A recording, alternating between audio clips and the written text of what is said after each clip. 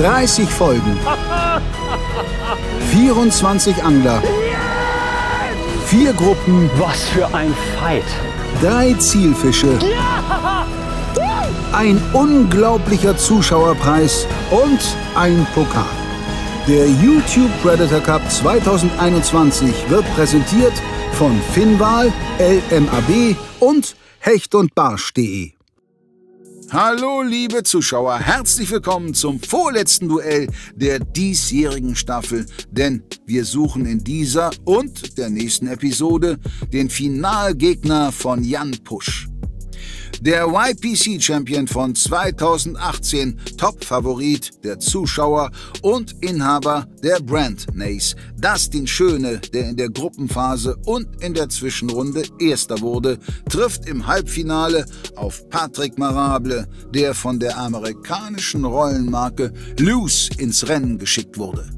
Patrick wurde in den beiden bisherigen Turnierphasen jeweils Zweiter, doch punktemäßig lieferte auch er absolute Traumergebnisse ab. Die Vorzeichen für ein richtig packendes Duell könnten also viel besser nicht sein.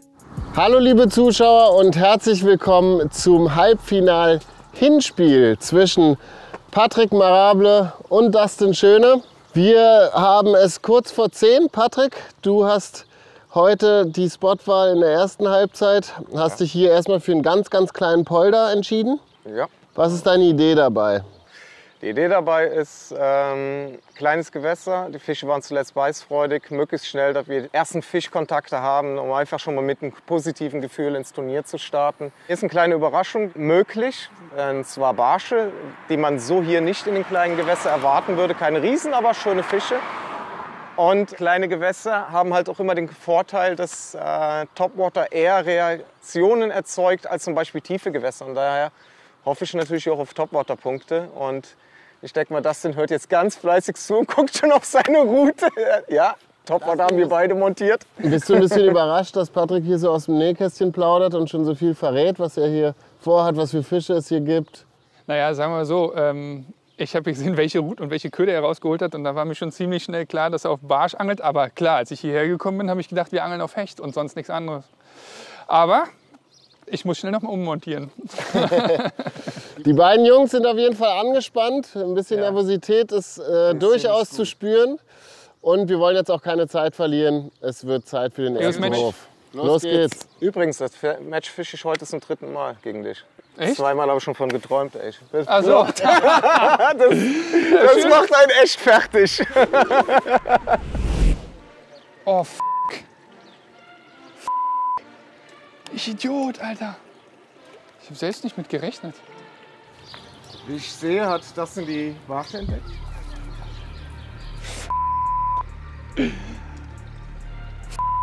Mann.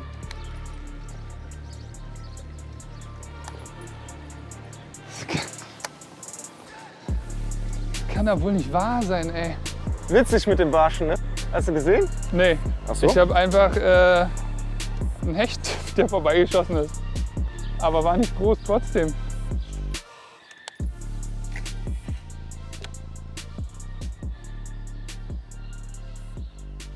Ich habe jetzt 2 Würfe gemacht. Toppi, ging nichts. Ich würde gerne weiter runter und muss ich jetzt mal schauen, wie weit das denn geht und dann mich davor irgendwo hinsetzen. Hat eine schöne Stelle, echt. Genau da, wo er jetzt angelt, hatte ich einen Hecht auf Topwater.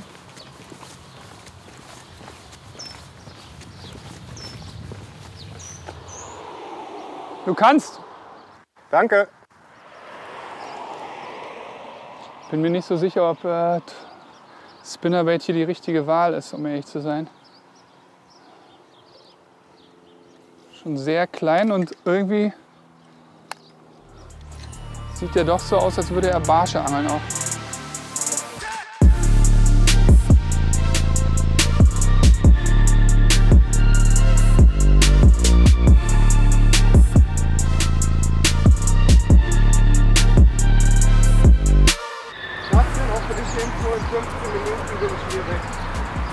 Jetzt für mich hier ein interessanter Bereich abgefischt.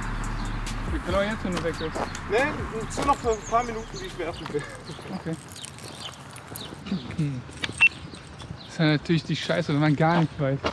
was hier geht, wo hier was geht. Er rennt hier von links nach rechts. Wahrscheinlich macht er jetzt sein Barschding.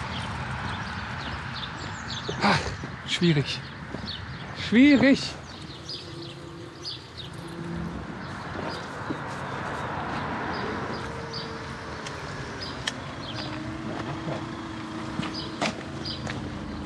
Oh! Barsche? 35er Barsch, Alter. Ja? Ich sag doch, hier sind schöne drin. Junge.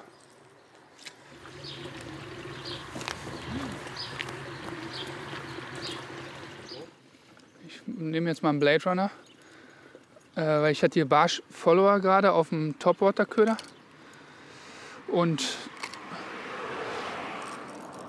jetzt will ich mal probieren, schnell mit einem Blade Runner zu probieren, ob ich den kriege. Stahlspitze natürlich.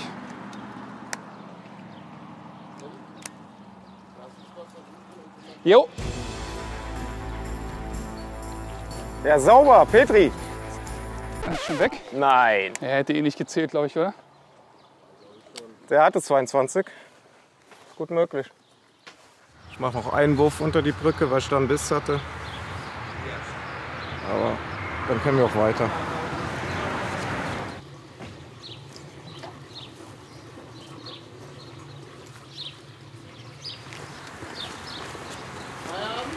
Ja.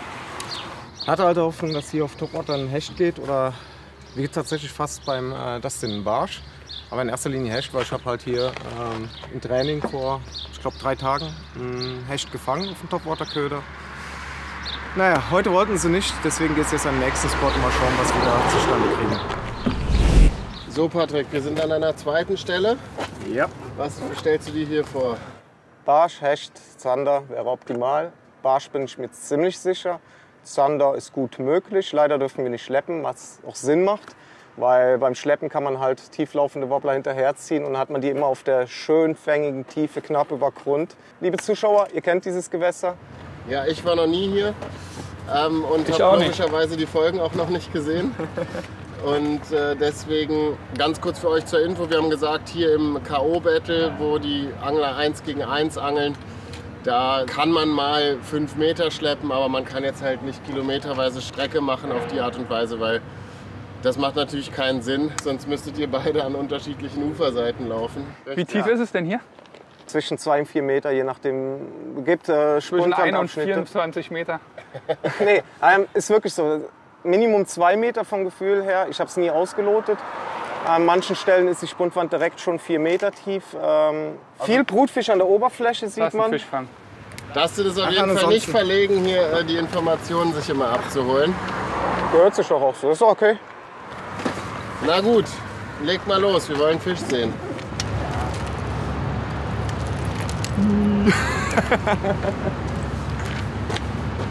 Darf ich loslegen?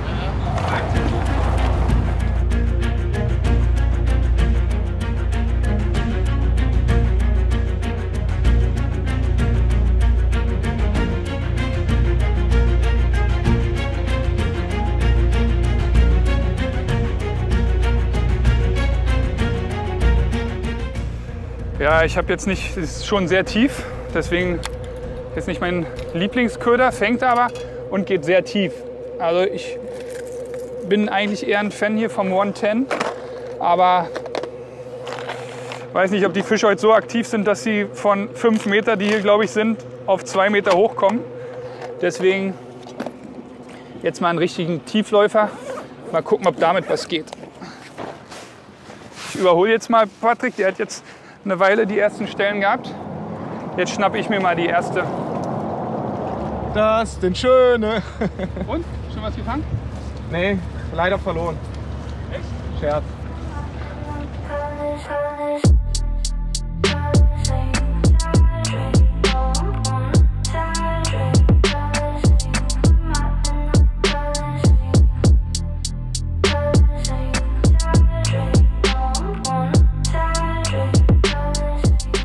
Fisch.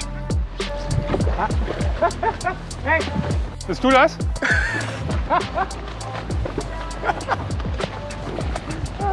Aber warst aber weit bei mir. Lass locker, ich zieh ihn rüber. Da hast du mehr als ich mit Gummi. Da kannst du wenigstens langziehen. Schade. Ich dachte, du wirfst hoch. Nicht schlimm.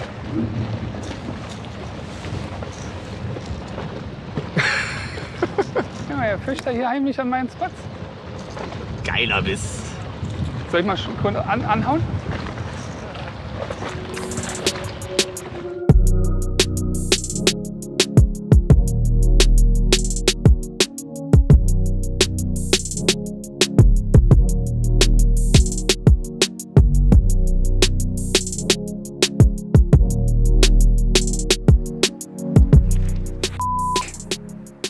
Biss.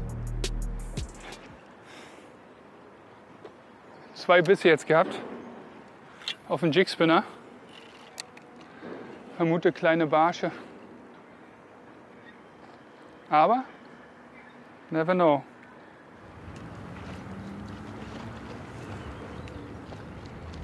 Oh! Alter, das war ein 50er Barsch. Siehst du die Welle noch? Ach du Scheiße, es war ein 50er Barsch. Ach du Scheiße, wie viel Pech kann man haben? Warum schon wieder? Der ist voll vorbeigeschossen, ey. Das war ein Riesenbarsch.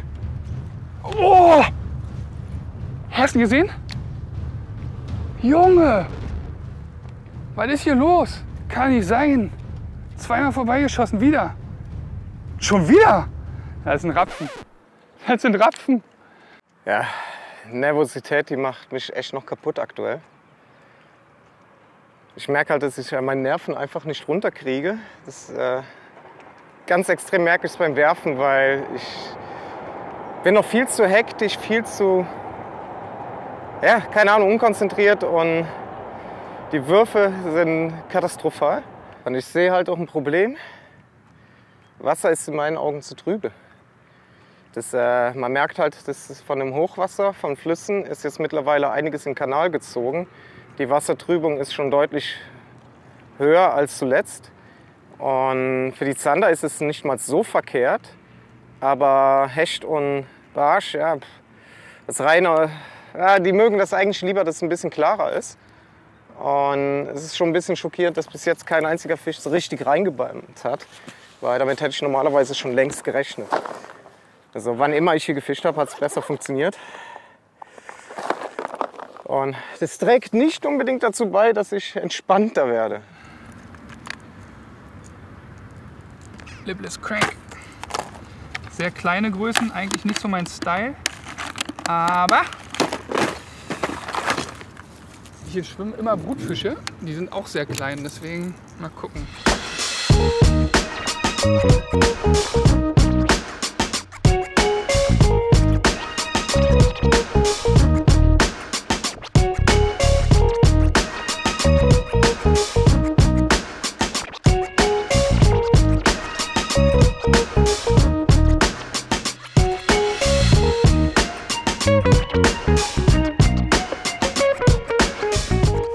Patrick Marable. Prost, Prost, Prost. Und Prost. Also ich hier so wenig tut, das kotzt mich gerade richtig an. Kommt noch. Ich kann es nicht verstehen. Kommt noch. Das ist ein bisschen schlecht. Vielleicht war es ein Fehler, auf die Seite zu gehen. Vielleicht hätte man die andere. Obwohl, nee, die Sonne steht genau über den Kanal. Dann wird er keinen Unterschied machen. Geil ist natürlich, wenn du hier nachmittags bist und von dort kommt die Sonne und hast hier halt immer schön Schatten. Ja, wie gesagt, als es so mega heiß war, konntest du Ja. mega entspannt angeln. Ja, glaube ich.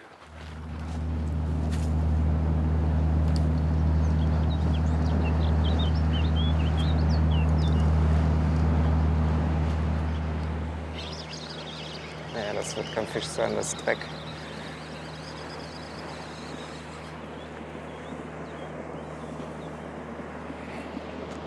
Ja. Ach, das ist einfach mal mit. Kühlt ein bisschen den Arsch. So ungefähr eine Dreiviertelstunde seid ihr jetzt am zweiten Spot. Bisher geht nicht so viel, oder? Ja, da ein Barschnachläufer von einem richtig, richtig großen Barsch. Okay. Also wirklich richtig groß, 45 plus, 100%. Und dann noch ein paar Rapfen. Die Rapfen hätten mir natürlich nichts gebracht, weil es nicht Topwater war. Aber ein bisschen was scheint zu gehen. Dann hatte ich auf dem Jigspinner auch noch 2 Bisse. Aber so richtig viel Glück habe ich heute nicht. Gut, nicht so schlimm. Patrick hat mich einmal verarscht, hat gesagt, er hat Fisch. Daran habe ich auch geglaubt, aber dann war es Gott sei Dank nur ein Hänger. Da ging die Pumpe ganz schön hoch, muss ich sagen. Ja, ich hoffe, dass mal demnächst der erste Fisch dann auch hängen bleibt und im Kescher landet. Ja, hängen geblieben ist ja schon einer am ersten Spot, aber nicht dauerhaft. nicht im Kescher gelandet. Aber wie gefällt dir der Spot grundsätzlich? Also persönlich mag ich so strukturlose Gewässer nicht so, aber er hat ja bewiesen, dass hier Fisch ist. Ich weiß, er hat mir gesagt, er hat hier in seinen Gruppenphasen geangelt. Also ich mag jeden Spot, wo Fisch ist, und hier ist Fisch. Also Hast du ja scheinbar auch schon einen gesehen. habe auch schon einen gesehen und ich will mich nicht beschweren.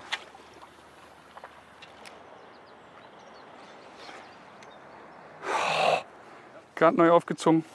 Barsch, Raspler. Siehst du das? Ja. Ey, wie vielte Fisch, die ich jetzt hier verliere, Alter.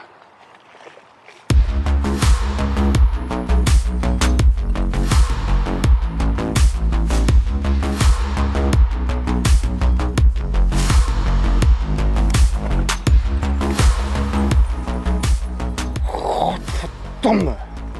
Was? Gottverdomme, das ist ein holländischer Fluch. Ich weiß. Patrick, wir sind jetzt so ein Stündchen ungefähr an deiner zweiten Stelle. Den Fisch haben wir noch nicht gesehen, also zumindest nicht im Kescher. Dustin hatte wohl einen Nachläufer. Ja, ich hatte auch so kleine Barsche als Nachläufer, vielleicht 10 cm. Aber nichts, was ich wirklich als Biss identifizieren würde. Ein paar Mal Hänger, wo man kurz dachte, oh, könnte Fisch sein, aber... Also sieht mau aus, ich bin mega überrascht, aber wenn ich so ins Wasser gucke, Wassertrübung relativ hoch für den Kanal. Das bedeutet, wahrscheinlich ist Hochwasser von Fluss hier reingekommen. Ich sehe schwarz, aber ich habe noch einen anderen Spot am Kanal, den man auch vom Video kennt, zwischen den Büschen. Da gehe ich mal von aus, dass das als nächstes Ziel lohnenswert wäre. Ist halt jetzt nur die Frage, ja, probieren geht über studieren, wäre der nächste Versuch und da muss ich weiterschauen. Aber Und ich hoffe, hast du schon zeitlich irgendwie im Auge, wann wir da hingehen? Oder also möchtest du hier noch eine Weile fischen? Also es hat sich nichts getan. Würde ich jetzt einen Break hier einbauen und sagen, erstmal reicht das hier für diese gerade Struktur ohne Büsche, ohne alles. Wir gehen erstmal jetzt runter an diese Buschstrecke. Und da kann man immer noch schauen, ob man vielleicht doch noch mal sowas hier probiert oder ein ganz anderes Gewässer, wenn das an den Büschen nicht funktioniert. Also erstmal Spotwechsel, ja. Alles klar.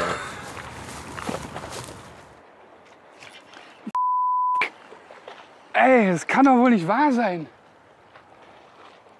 Was ist das? Was denn? Kommst du? Ja, jetzt wird er nervös. Ja, ich hatte jetzt 2 Bisse oder 3 sogar.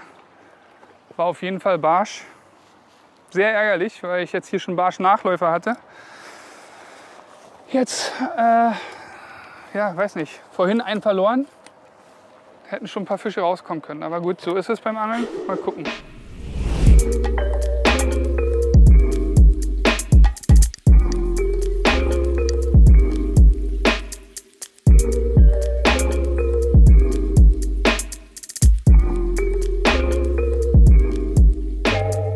Jo, hier sind wir wieder an der Strecke, wo ich schon zuvor gefischt habe.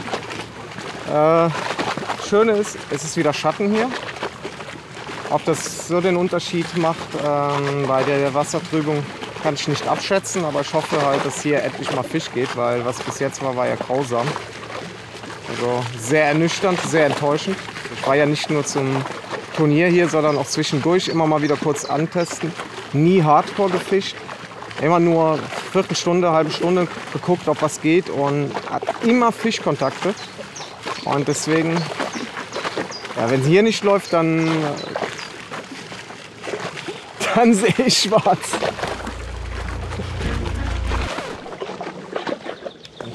Ich habe endlich mal einen Fischkontakt gehabt. Auf den kleinen 7 cm Slickshad gab es einen harten, aber spitzen Biss, den ich nicht verwerten konnte. Könnte ein kleiner Zander gewesen sein, aber letztendlich weiß man nicht, was es war. Auf jeden Fall endlich mal ein Fischkontakt, der deutlich spürbar war. Aber nützt mir nichts, wenn der nicht hängen bleibt. Frechheit.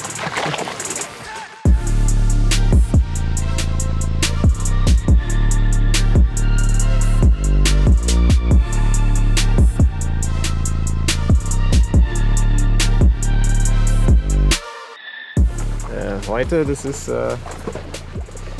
Hauptsache am Wasser. Und früher oder später bleibt was hängen. Und wenn nicht, dann bist du es schuld, dann ist es dein Karma. Ja, ich habe hier sonst immer gefangen. Jetzt bist du dabei und ich fange nichts.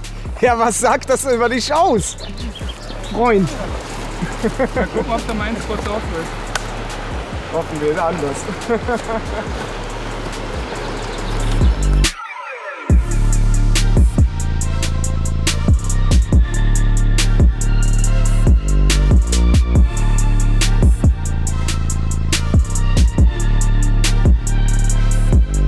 Fisch, Sauber!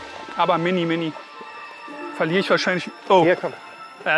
ich habe nicht gesehen. Ich zählt das als rausheben. Ich habe nicht gesehen, dass er schon oben ist. Aber ich habe ja auch nicht rausgehoben. Eine Grundel entschneidet uns heute. Punkt Nummer 1 würde ich sagen. Die extra Fischart. So wenig wie geht, akzeptiere ich den Punkt. Ein kapitales Ding. Darf man eigentlich auch mit echten Ködern angeln, Köderfisch. Aber mal ganz schnell, ich habe hier unseren Prototypen dabei, der tatsächlich genau darauf angelegt ist. Wie man mal sieht, die Flossen, ne, kann man vergleichen, sehr ähnlich.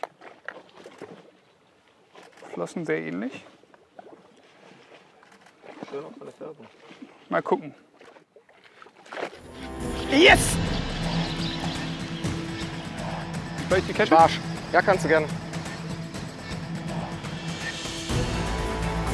Ja, könnte unter Umständen reichen von der Größe Der her. ist maßig auf jeden Fall. Aber hier möchte ich auch das extreme Fairplay von Dustin hervorheben, weil als er da Köder zurechtgefriemelt hat, habe ich einmal dahin geworfen und als er dann ausgeworfen hat, habe ich gefragt, ob ich wegziehen soll. Der so, nee, lass ruhig. Das ist nicht mal Fairplay. Mega coole Aktion. Danke, Mann. Gerne. Jetzt haben wir den ersten Wertungsfisch. Ja, Maß wird der wahrscheinlich knapp haben. Ja, sicher Maß. Knapp über 25. 26. Danke, mein Kleiner. Fisch. Die ersten Punkte gehen an Patrick Marable. 26 cm bringen 52 Zähler und helfen Patrick vermutlich, ein bisschen Nervosität loszuwerden. So, Patrick, der erste Fisch ist an Land. Ja, habe ich Glück gehabt. Kein Riesenfisch, aber gerade wenn es so zäh läuft, sicherlich schon ein bisschen erleichternd für dich, oder? Auf jeden Fall. Es ist immer ein schönes Gefühl, wenn man der erste Fisch gelandet ist. Ist eigentlich ganz egal, wie groß der ist. Man freut sich einfach und man weiß ja im Endeffekt auch nicht, wie das jetzt diese 2 Tage laufen werden. Und da können sogar diese 52 Punkte schon viele mitentscheiden. Klar, wenn es Aber im Normalfall. generell, ja, wenn es so läuft wie in der Gruppenphase, dann wird dir der Barsch nichts bringen. Aber wenn es so läuft wie zum Beispiel gestern in dem ersten Halbfinale, dann kann das schon was ausmachen. Also da haben nicht beide Kontrahenten Barsch gefangen, kann ich schon mal verraten. Wow. Ja, die Zuschauer haben es ja selber gesehen. Ich war ja 2-mal hier, was für eine Frequenz hier an den Gewässern möglich ist. Und wie schwierig das heute ist. Und ich hoffe trotzdem, ich glaube, ich habe noch eine Dreiviertelstunde Richtig. in meiner Hälfte dieser ersten Runde. Und hoffen wir, dass in der Dreiviertelstunde noch ein Fisch bei rumkommt. Am meisten hoffe ich natürlich für mich, aber generell, ich kann es auch. Dustin darf ruhig weiter Grundeln fangen, nehme ich an. Prinzipiell habe ich nichts dagegen, aber Alles klar, dann drücken wir ihm die Daumen für ein paar neue PW-Grundeln. Nee, aber schön, dass überhaupt erstmal ein Wertungsfisch rausgekommen ist. Ich glaube, es ist ein guter Anfang. wenn eine kapitale 20 cm Grundel fängst, gebe ich heute Abend einen aus. Dann lade ich dich zum Essen ein.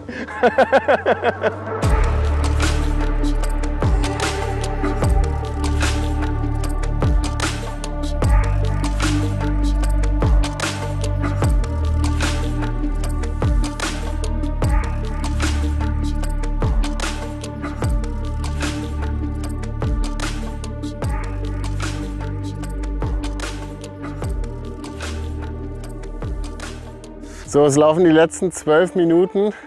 Patricks Halbzeit ist fast vorbei. Hat sich ein bisschen angefühlt wie die erste Halbzeit des Hinspiels zwischen Jan und Landry. Es war ein Fisch dabei, anders als bei den anderen beiden. Aber so richtig geil waren die Fische jetzt auch nicht drauf, muss man schon sagen. Wir hoffen natürlich sehr, dass Dustin Spot in der zweiten Halbzeit deutlich mehr zünden. Aber Dustin, was meinst du? Sind deine Spots gut? Wir werden da schon was fangen, aber das dachte Patrick hier sicher auch, weil er hat hier auch gefangen, gut gefangen. So ist manchmal beim Angeln, ne? So ist es manchmal beim Angeln. Für euch Zuschauer natürlich besser, wenn mehr Fisch rauskommt, für uns auch. Aber ich bin eigentlich voller Hoffnung, dass es heute noch richtig rappeln wird später. Fisch, guter Fisch.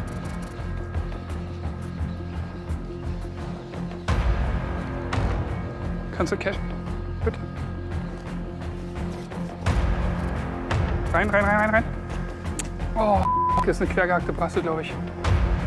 Nee, richtig geiler Barsch. Fettes Petri, Mann. Danke. Boah, geile Kirsche.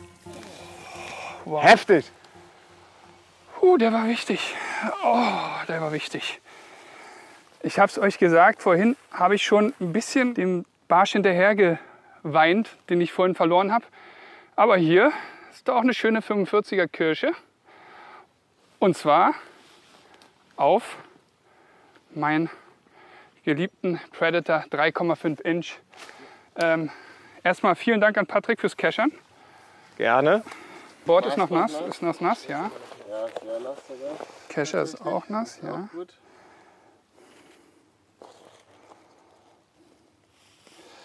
Warte. 43. Ja, 42,5, 43. Hätte ich nicht gedacht. Ich hätte gedacht, er ist größer.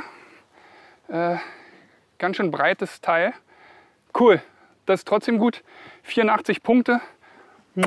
86, mein Lieber. Okay, der Gute darf zurück. Ich mache das hier über den Kescher. Dann plumpst er nicht so runter. Schade. Also was heißt schade? Geiler Fisch. Ich hätte gedacht, er ist noch ein bisschen größer. Jammer nicht. Aber ich bin natürlich happy, jetzt hier noch einen schönen Fisch gefangen zu haben. Ein Konter, der sich sehen lassen kann. Dustin holt sich 86 Punkte und zieht an Patrick vorbei.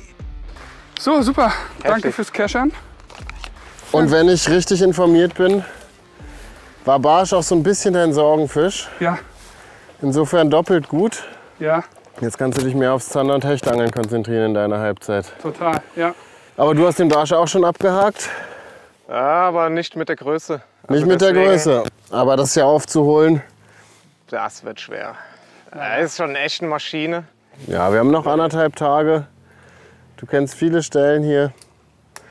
Und wie viele Punkte Unterschied sind das? 30? 52, das sind 34 Punkte Unterschied. 34 Punkte Unterschied. Ja, es ist schon eine Hausmarke. Also Dustin hat jetzt richtig brutal vorgelegt mit diesem Fisch. Ja, aber Große Fische sind immer gut auf jeden Fall für die Wertung. Aber es ist nur einer von 6 in der wollte gerade Wertung. sagen, also kann 6. Da kann man auf jeden Fall. Ja, selbstverständlich. Selbstverständlich kommen jetzt auch Emotionen in einen hoch, da man denkt so, ah, das tut weh. Aber ich gönn's den Dustin auch. Das ist echt ein geiler Fisch. Da freut man sich immer. 40 plus Kirsche, egal wo, ist immer ein schöner Fisch, wo man. Also Dietmar hätte genießt. jetzt gesagt, ich bringe meine Leute immer zum Fisch. Habe ich euch doch gesagt. Also du könntest dir natürlich jetzt den auch auf deine Guiding-Fahne schreiben, diesen Fisch.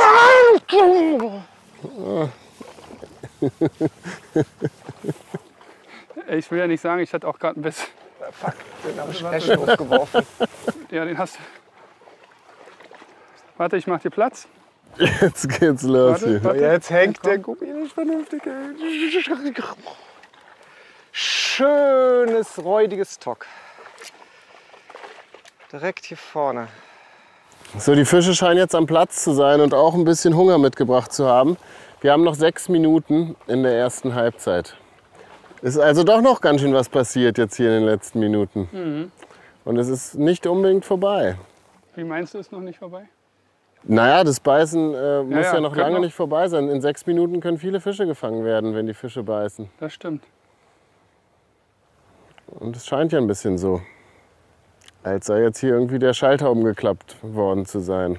Vielleicht braucht es tatsächlich ein paar Stunden später am Tag, weil, muss zugeben, meistens bin ich nachmittags hier unterwegs. Echt, in der Gruppenphase auch, hörst? Ja, also ab späten Mittag wird das erst richtig interessant wegen dem Schatten.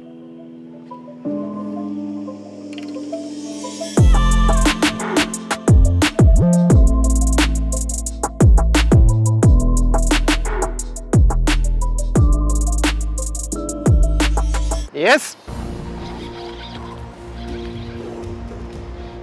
Schöner Barsch. Wo ist mein Kescher?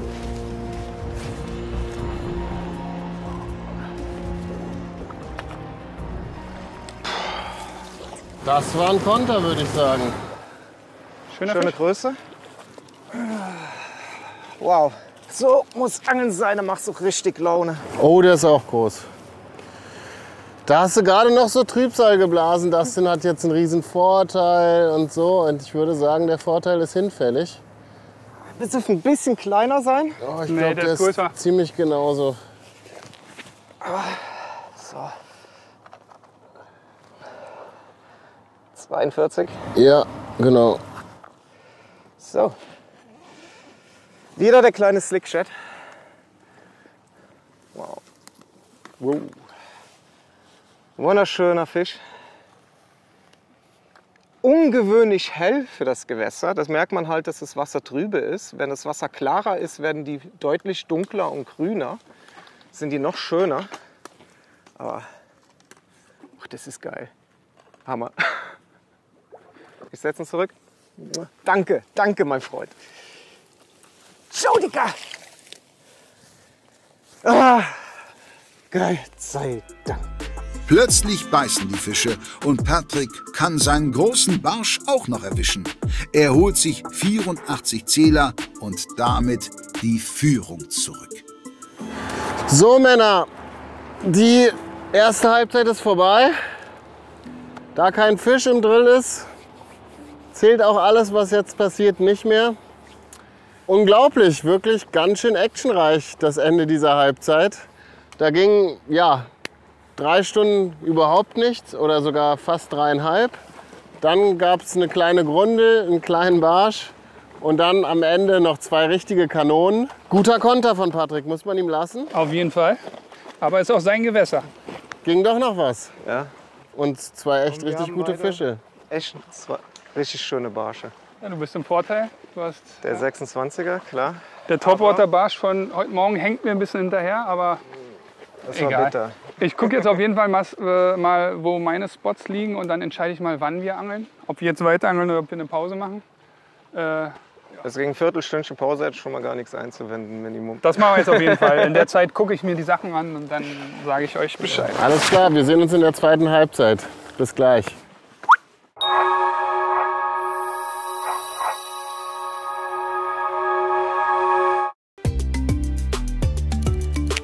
Kurze Würfe, langsames Kurbeln, ultra geiles Angeln. Fisch! Heute bin ich mit einem neuen Produkt unterwegs und zwar mit dem Lip Jig. Eine Art Jigkopf mit Tauchschaufel. Dieser Lip Jig verwandelt unseren Gummiköder in eine Art Wobbler. Fisch! Das ist der Übeltäter. Lip Jig. Es macht so einen Bock. Also Leute, wenn ihr auch solche tollen Zander fangen wollt, sichert euch den Lip Jig. Das Ding ist eine absolute Waffe.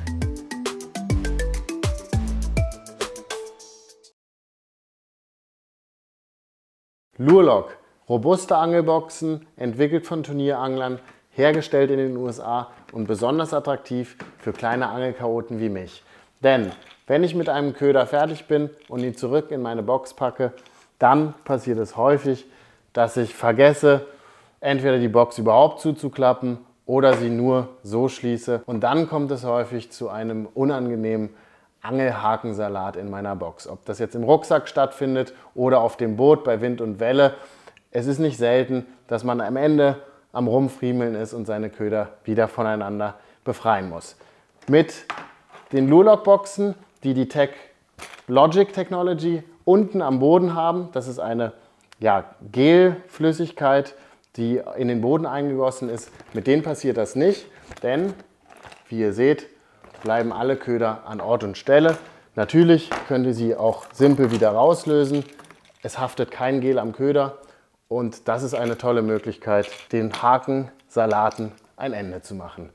Für alle, die ein ähnliches Problem haben wie ich, sollte das eine ganz interessante Sache sein. Schaut es euch einfach mal an.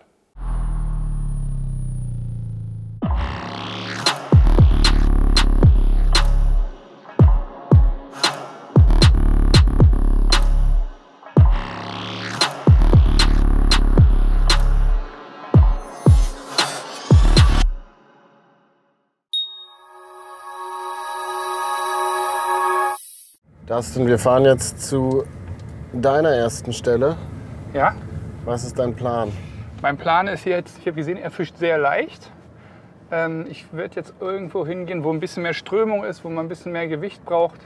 Wird er sicher auch können, aber das ist jetzt mein Plan, da mal Zander zu fangen. Ich habe eine Stelle, die relativ sicher ist für Zander. Ob wir sie jetzt fangen, wird sich zeigen. Ich meine, seine Stelle hier hat er auch gedacht, wir fangen hier gut. Aber es war dann doch sehr, sehr, sehr, sehr zäh. Das ist, glaube ich, nicht vergleichbar mit seinen Partien, die er hier in den Vorrundenspielen gefischt hat. Da hat er hier richtig abgeräumt. Naja, aber jetzt gucken wir mal. Ich hoffe, wir fangen Zander. Und zumindest ist ja schon mal ein bisschen Fisch gekommen. Das ist ja schon mal ganz gut. Mal gucken, wie er mit deinem Spot klarkommt. Ja, also der Spot ist einfach zu fischen. Ne? Das ist jetzt nicht ein Buhnenfeld oder so. Der Spot ist schon relativ einfach. Gucken wir mal. Da steht auf jeden Fall viel Fisch. Nicht die größten, aber also heute gilt es ja erstmal überhaupt mal was zu fangen.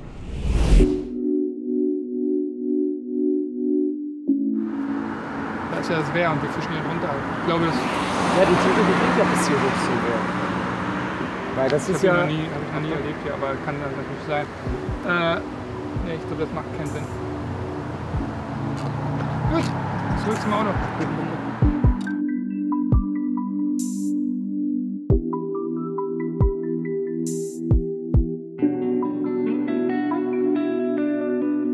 Spontane Planänderung.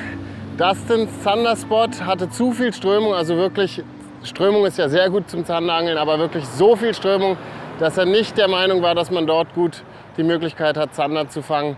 Und deswegen ganz schnelle Planänderung, wir angeln jetzt auf Hecht. Und die beiden sind schon am Spot und deswegen geht es sofort los.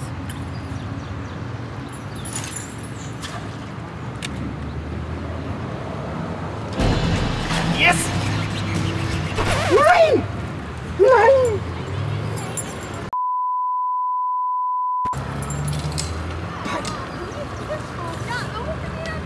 Ah! Entschuldigung.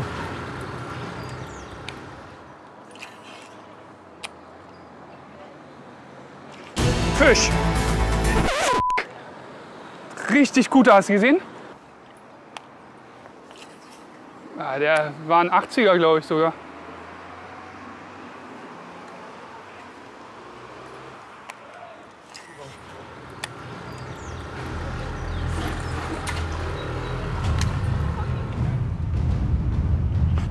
Jetzt hängt einer.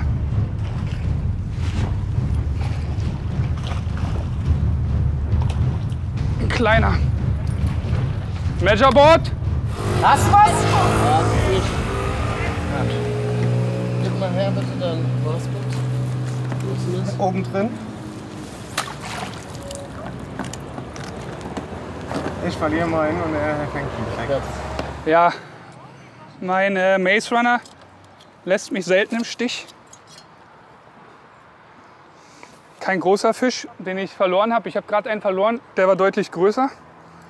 Aber der erste Fisch hier in meiner Halbzeit, wie gesagt, kein Riese, aber besser als nichts. Ne?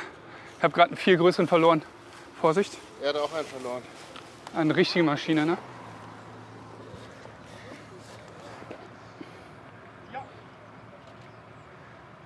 Ja, 61.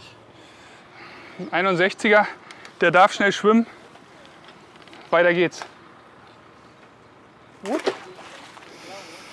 Ja, und der Köder, wie immer, wenn es auf Hecht hier im Polder geht, Maze Runner, echt sehr zuverlässig.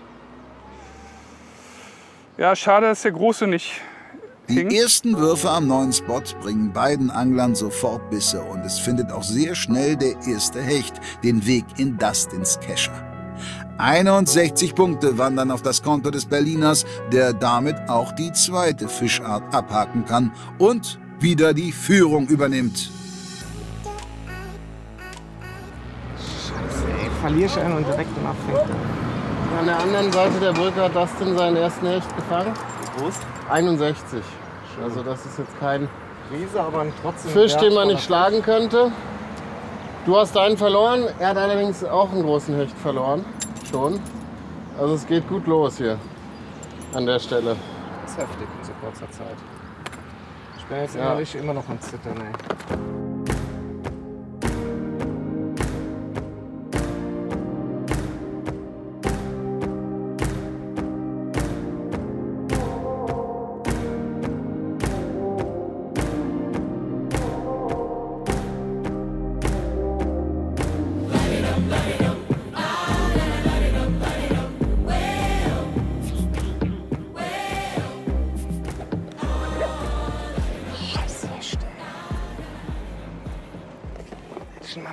Noch fester angeschlagen. War direkt nach dem Einwurf hat er sich den genommen und ich habe gar nicht schnell genug vernünftig reagiert.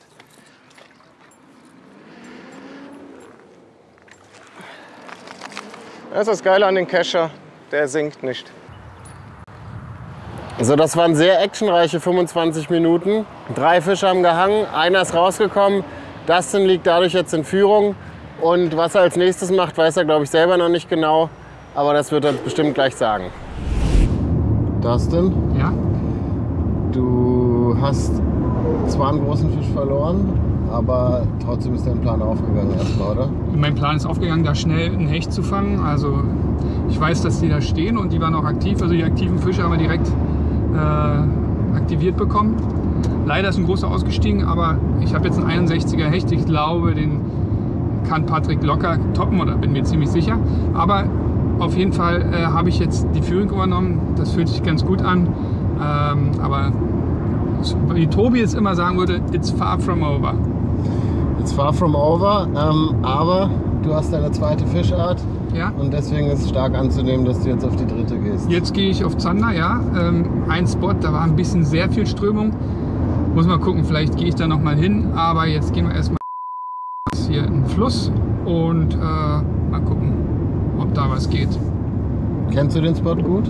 Nee, ich kenne ihn nicht gut, weil ich weiß nicht, ob ich das schon gesagt habe. Ich hatte gar keine Zeit zu trainieren für diese Runde. Also ich bin gestern Abend gekommen, kurz vor unserem Wettkampf natürlich. Aber ich habe gehört, dass da Fische stehen und beißen und das ist doch schon mal eine gute Voraussetzung. Das würde sehr weiterhelfen. Ja. Alles klar, dann schauen wir mal, dass wir jetzt einen Zander kriegen. Ja, hoffentlich.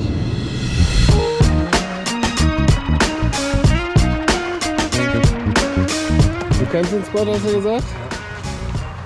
Aber nur eine Bude. Ich habe ja nicht lang trainiert, ich habe einen Zander gefangen und hatte schon keinen Bock mehr. Weil, ja, war nicht das, was ich mir erhofft habe. So. Der Zander ist zwar nice, aber ich hatte halt gehofft, dass hier auch Barsch und so stehen, hatte ich keine.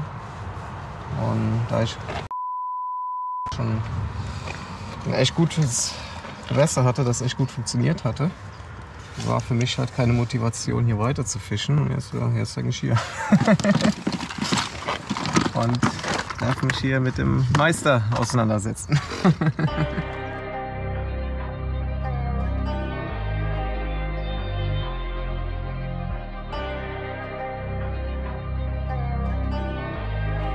Tight Lines.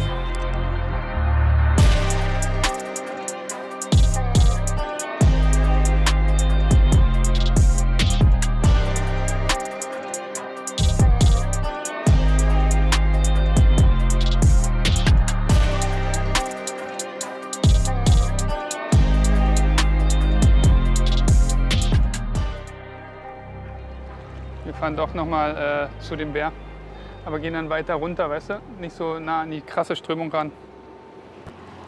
Ist auch kein Kraut im Wasser. Nein, ne? Mir gefällt das gerade nicht. Das rennt schon mal zum Wasser. Der ist jetzt unser Späher. Also wir benehmen uns jetzt wie die Indianer früher oder auch in der Armee. Dass immer ein Späher vorausläuft und die Lage checkt, weil wir wissen nicht, wie die Strömung da ist. Und das sieht direkt unterm Wers schon ziemlich brutal aus. Und Dustin guckt, ob es fischbar ist. Ich spekuliere darauf, dass er ja sagt und bereite schon mal Rigs vor, weil ich habe in der Vergangenheit hier schon mal gefischt und habe da relativ gute Erfolge mit dem Slide Rig gehabt, weil ja, hohes Gewicht, Köder trotzdem schwerelos, kann man weit rauspfeffern und die Zander mochten es hier und daher spekuliere ich darauf, dass es hier wieder funktionieren könnte und je nachdem wie hoch die Strömung ist, dass ich ihn Dustin damit ein bisschen ärgern kann, weil ich bezweifle, dass er so hohe Gewichte hat und ich habe mir tatsächlich Dropshot-Gewichte von 40, 50 Gramm besorgt. Extra für solche Spots und hoffentlich zahlt sich das mal aus. Der Kerl, der hat mich ja beim Hechtangeln ja, schon übel mitgespielt. Ihr wisst, wie sehr ich die Hechte liebe. Und dann darf ich mich morgen mit diesen zahnbewehrten, fingerzerstörenden Biestern auseinandersetzen. Wäre der eine nicht flöten gegangen, hätte ich das auch endlich hinter mir, aber naja. So ist Angeln. Was ich mega geil finde, ist, dass wir bis jetzt einen richtigen Schlagabtausch haben. Also es geht einfach nur hin und her. Wenn man überlegt, erst war ich vorne, dann Dustin, dann wieder ich, jetzt wieder Dustin. Also wenn das so weitergeht bis morgen Abend, fände ich schon cool für die Zuschauer und generell auch cool so von der Spannung her. Wäre nicht schlecht. Natürlich hoffe ich für das bessere Ende für mich, aber who knows, who knows.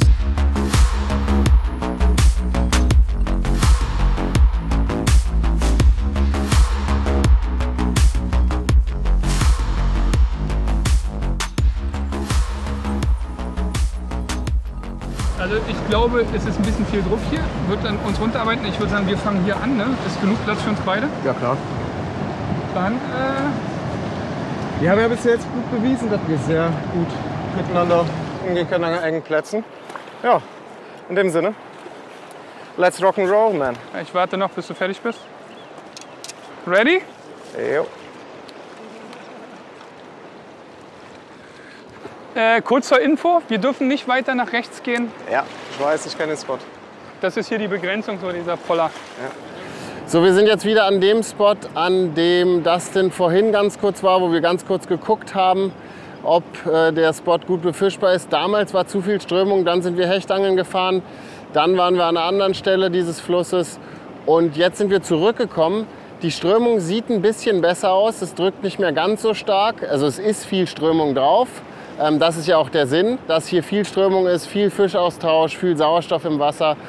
Aber es ist eben nicht mehr ganz so stark und deswegen fischbar aus Dustins Sicht. Und die Jungs haben jetzt den ersten Wurf gemacht. Und ich bin ganz optimistisch, dass wir hier den nächsten Zander sehen können.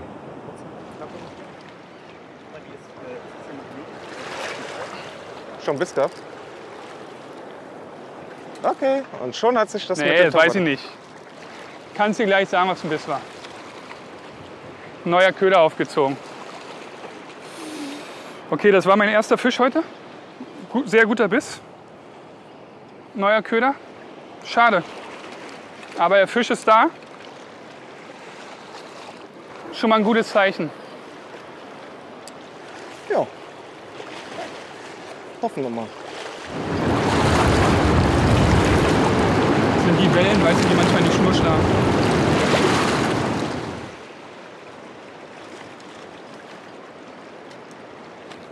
Da ist er. Sauber. Kein großer. Du bist über meiner Schnur. Ja, ich habe keine Chance gehabt. Mir ist das Gewicht abgeflogen. Ich habe einen Fehler gemacht. Nicht so schlimm. Alter, das ist nicht wahr. Das ist doch ein schöner. Okay. Der ist der dritte Biss in kurzer Zeit. Schöner Biss auch. Kein großer Fisch, aber Auch kein kleiner. schon mal ganz gut zu wissen, dass hier was geht an der Stelle. Ja, der bringt auch ganz vernünftig Punkte. Ist kein kleiner Zander.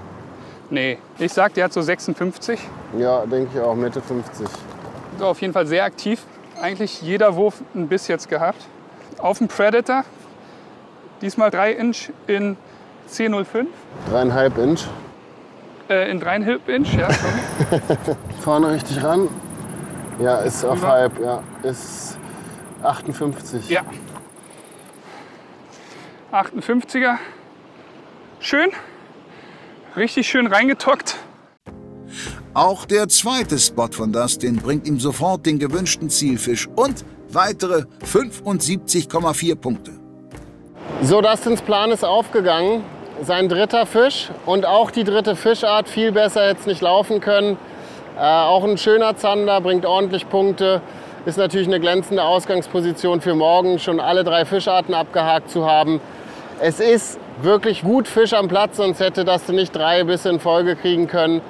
Und deswegen bin ich ziemlich zuversichtlich, dass Patrick relativ schnell antworten kann. Aktuell, muss man sagen, hat er ein bisschen mit Hängern und Abreißern zu kämpfen. Aber ich denke, gleich hat er das richtige Setup und dann gucken wir mal, ob er einen Konter setzen kann.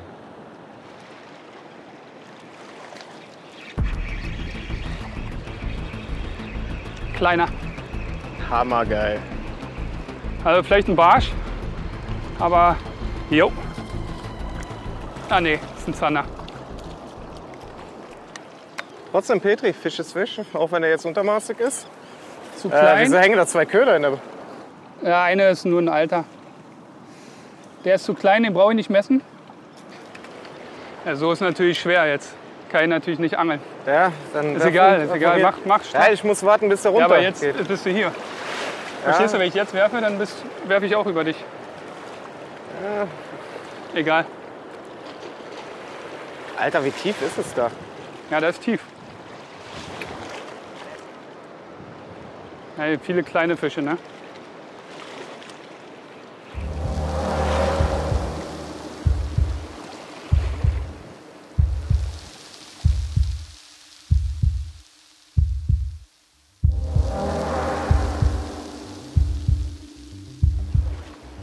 Das ist ein guter. Na, aber könnte schon besser sein, ja. Alter.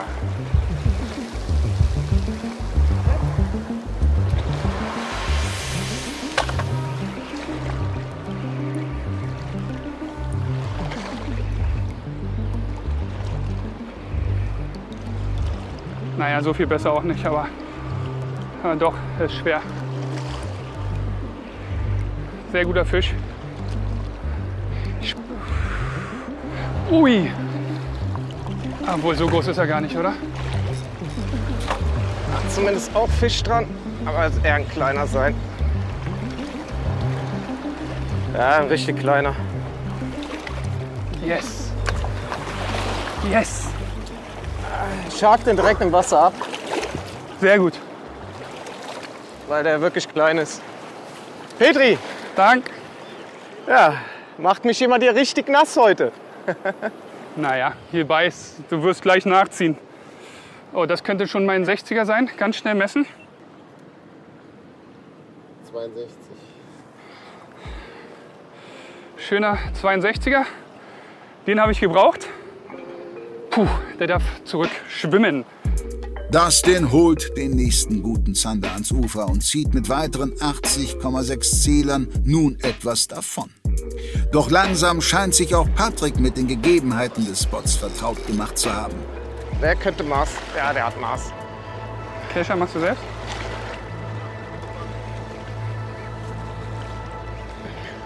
Danke dir.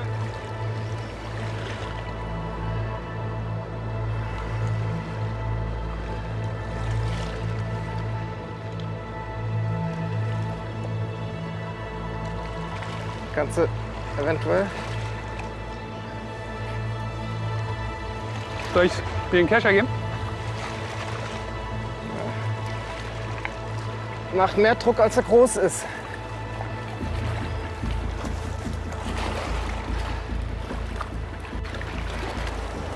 Vorsicht, So. bitte. Der ist nicht schlecht. Hat sich nach Größe angefühlt.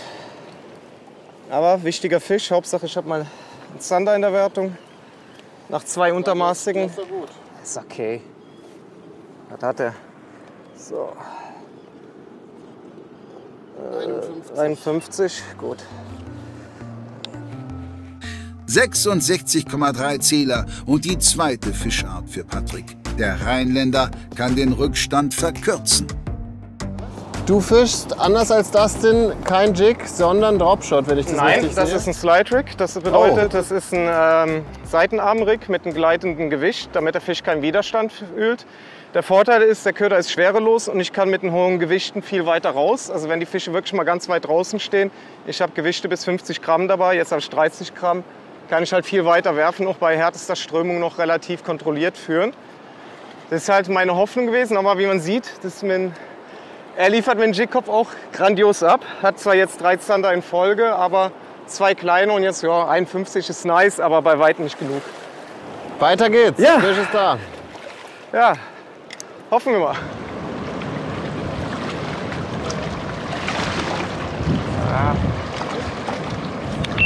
Mann! Ja.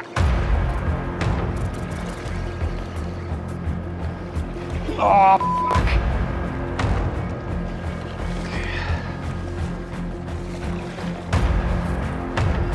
Ja.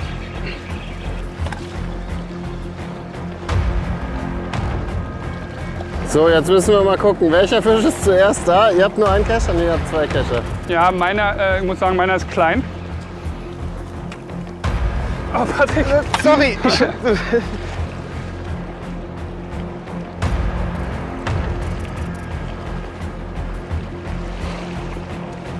Ja, super. Ich komme gerade nicht an den Fisch ran. So, 2 Fische im Kescher. Fast identisch, würde ich sagen. Gute Größen. Deiner ist größer. So, Haken ist schon raus. Meiner nicht.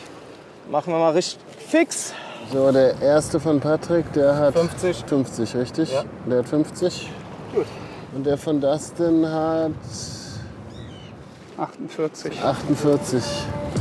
Ein Doppelschlag mit dem etwas besseren Fisch für Patrick, der seinen 4. Fisch in die Wertung bringen kann. Dustin fehlt jetzt nur noch ein Fisch zur Fullcard.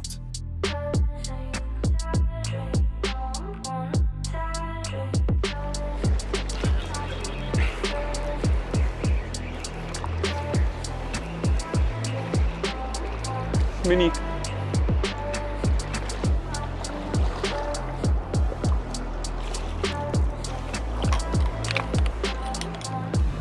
...44, 43,5.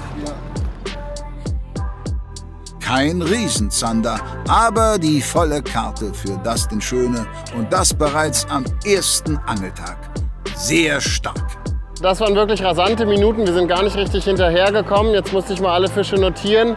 Zwischendurch hatte Patrick auch noch 2 untermaßige Zander. Ich weiß gar nicht, ob die überhaupt mit drauf sind bei der ganzen Messerei und so weiter. Die wurden schnell im Wasser wieder enthakt. Dustin hat jetzt einen Spotwechsel angesagt. Er hat die Full Card bereits. Das heißt, in 15 Minuten gehen wir woanders hin. Und so lange hat Patrick jetzt noch Zeit, hier zandermäßig nachzulegen. Hecht, glaube ich, wird schwer an der Stelle. Aber er könnte auf jeden Fall auch noch auf seine 5 Fische kommen.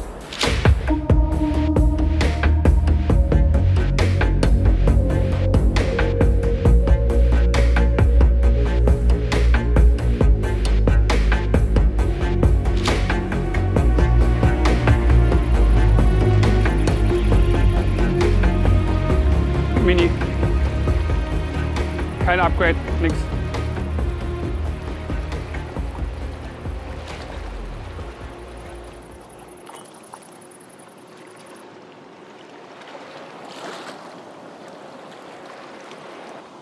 So, der darf ganz schnell zurück, ist kein Upgrade.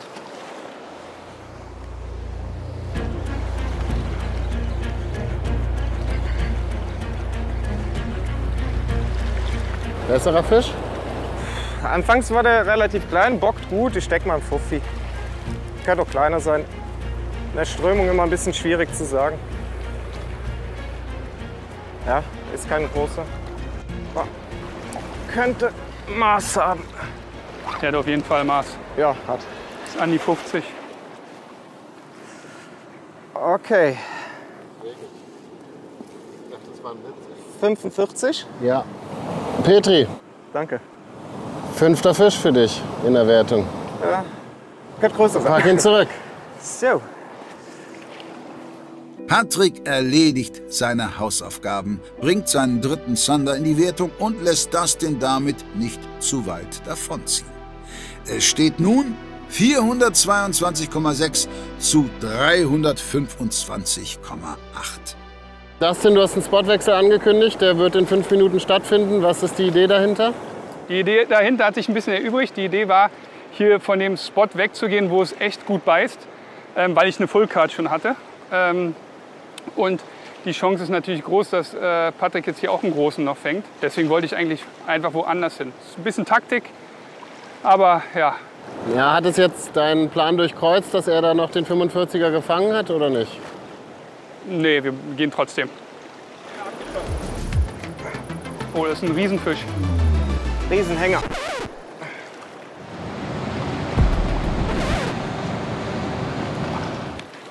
Okay, die Route hat sich erledigt. Wo ist die andere Route? Da ist die Route. Ach Mann, ey!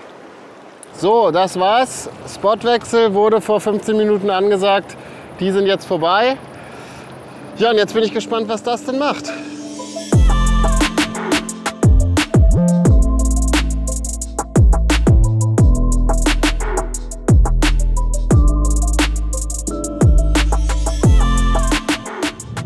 So, Dustin, erzähl uns mal, wo wir jetzt hinfahren. Es kommt mir ein bisschen bekannt vor, um ehrlich zu sein. Ja, also wer den Spot jetzt gleich sieht, erkennt ihn vielleicht von einem unserer Firstcast-Folgen wieder. Da habe ich auch schon mal ein Video gedreht. Da erhoffe ich mir Barsch oder Zander. Es ist beides da und da habe ich auch schon beides gut gefangen. Mal gucken. Ich bin guter Dinge. Ich hoffe, ich fange dann noch einen dicken Barsch und habe dann noch eine gute Führung heute Abend. Das ist mein größtes Anliegen. So lange haben wir ja nicht mehr. Eine Viertelstunde, wenn wir am Spot sind. Und dann ist für heute vorbei. Patrick, du kennst die Stelle? Ja, lieben tue ich sie nicht. Ich war auch nur einmal hier. Hab laufenden Band Köder versemmelt und nichts gefangen. Aber man muss halt nehmen, was der Dustin einen gibt. Und er hat mir ordentlich eine verpasst am letzten Spot. Der alte Taktiker. Ja, so taktisch war es jetzt auch nicht.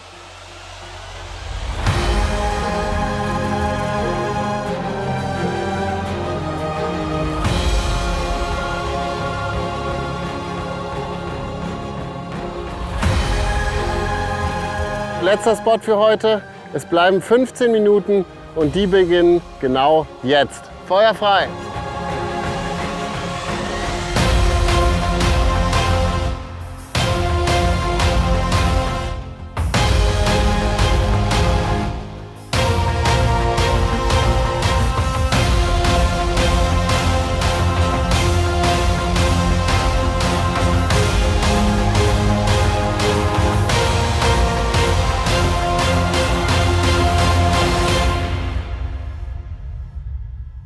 So, letzter Wurf bei beiden.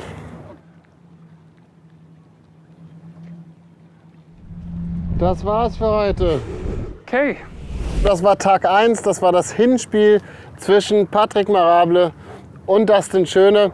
Wenn wir richtig gerechnet haben, dann liegt Dustin mit knapp 100 Punkten vorne, 97 oder sowas.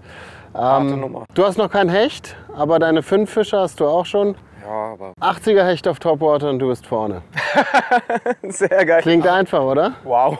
Ja, jetzt mal ohne Spaß. Das klingt jetzt viel, aber wenn du ein Hecht ist mal- drin hast, dann weiß nicht, ist nichts mehr. Selbstverständlich. Aber man muss auch natürlich so sehen, ich kann mich klar verbessern, aber du auch. Dustin muss morgen Das ist tatsächlich wirklich auch noch mal kommen. Aber die Sache ist, du gibst die Spots vor und ja, Auf jeden Fall hat Dustin recht, du gibst morgen die Spots zuerst vor. Du sagst uns gleich, um wie viel Uhr wir wo starten.